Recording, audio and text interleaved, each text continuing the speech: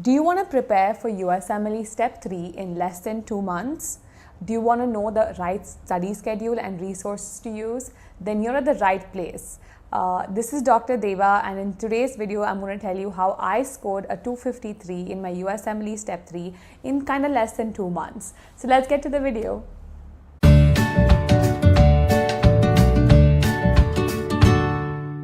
I recently matched into SUNY Upstate University, and if you want to know about my match journey and how it all went down, I'm just going to link it down below.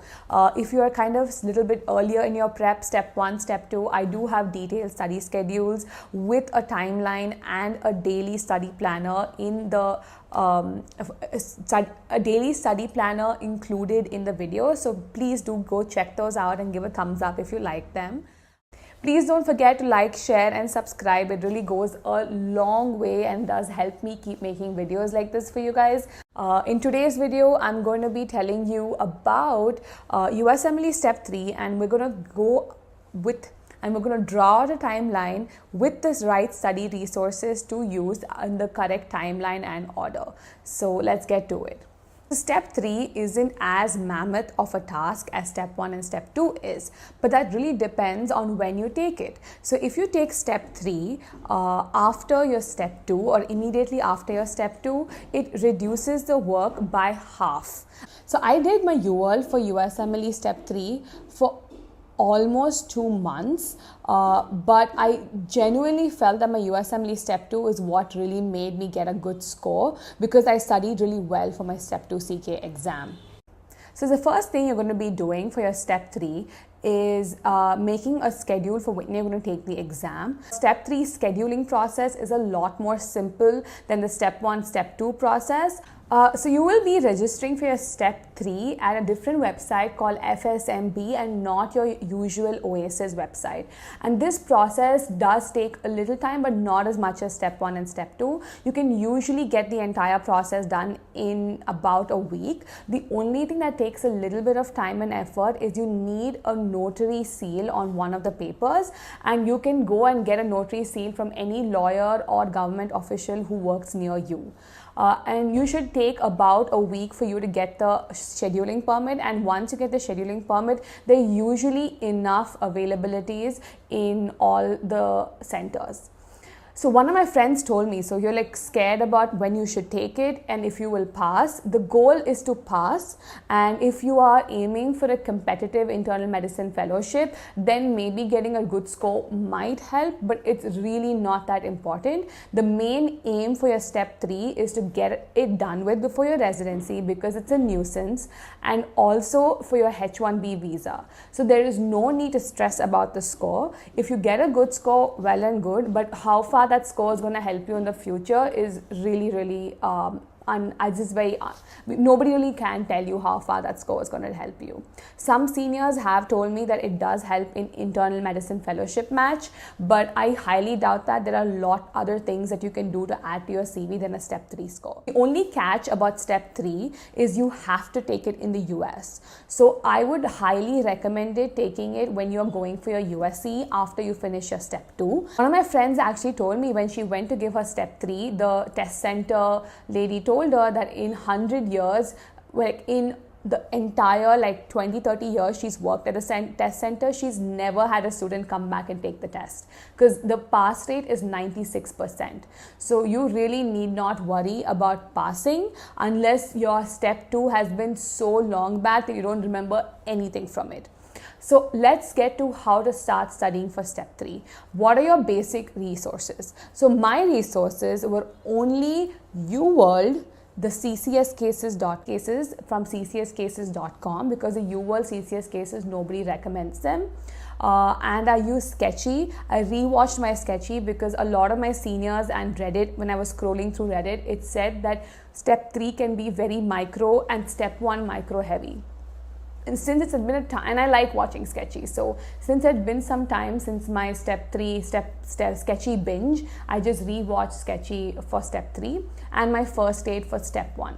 let's go to the timeline. I studied for step 3 for a total of 2 months. The first month and a half I spent doing UWorld, and then the last, let's say 2 weeks, I did most of my CCS cases. I did start my CCS cases a little earlier, but I did do most of them in the last 2 weeks. So step 3 has 2 parts. Okay, let's scratch that.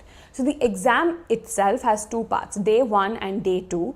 Day 1 is testing more of basic sciences, and day 2 tests more of fundamentals of practice. So day 1 has much more of biostats and step 1, step 2 diagnosis and let's say biochemistry material, and day 2 is purely prognosis and management type questions. And your day 2 second half also has your CCS cases.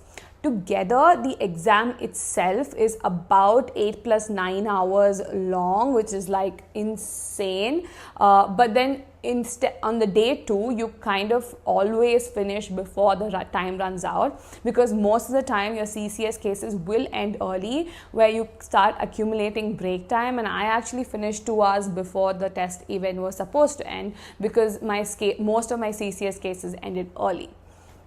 How much of step 1 content do you actually stay in step 2? So on day 1, I would say a lot of microbiology is tested in step 3.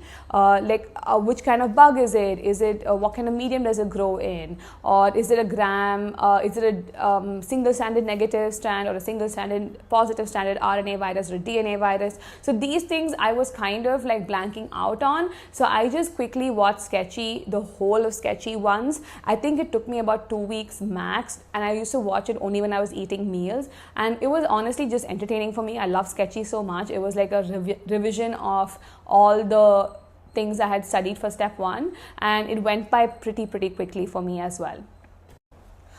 So once I had my timeline in place, I started doing UWorld as soon as possible. By this time, I was very familiar with how to do UWorld, and I also had my USMLE Step 2 CK notes saved in my notebook of UWorld.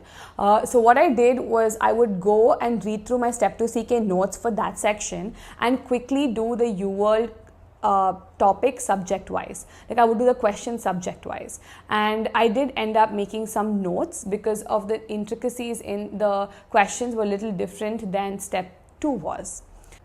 So this is how I did UWorld, and UWorld is a good resource, but to be honest, if you've just taken step 2, you don't even need to do UWorld. I would just suggest going through the USP STF guidelines for screening, and there's a beautiful Anki deck for your vaccination and screening that I link below, and just revising those things will be more than enough. If you're just like, let's say 1 or 2 months from giving step 2, you can actually just revise your step 2 CKQ bank and go and take step 3. I would suggest starting your CCS cases about 1 month from your exam, and what I did was actually make notes for each CCS case where I actually got less than, let's say, 75%. So that means I was missing some kind of major diagnostic test that I didn't order. So what I would do is I would solve a CCS case. I would just write the diagnosis saying, okay, tension pneumothorax respi. And then I would write, okay, order X-ray only after doing needle thoracotomy, because you don't need an X-ray to diagnose a tension pneumo, because it should be a clinical diagnosis. So things like that, which maybe just slip your mind when you're doing CCS cases for the first time, I jotted it down. I also did have pre-made order sets which I would order for everybody. I will just put up a screenshot here of the order sets that I would use, and you guys it'll be helpful for you guys in your exam. But yeah, CCS cases do make very small minute notes, exactly like how I'll put it up right now.